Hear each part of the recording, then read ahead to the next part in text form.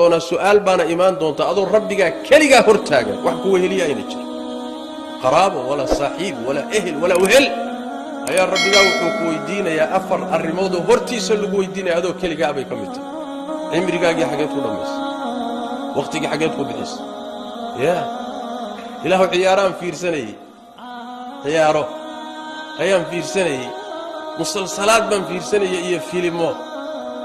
allo WhatsApp iyo muxuu ahay social media waqtigaygii qaatay meelahan fadhiyo maqaayadahan ka sheekeynayo fadhi ku dir baan ku jiray la laga aqbali maayo laga yeeli maayo ala ma yanfa'uk wax ku anfacaya waqtigaaga gali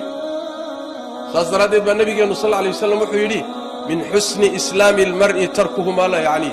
ruuxa islaamnimo wanaagiisa waxa kamida waxaan faa'iido lahayn inuu isaga tago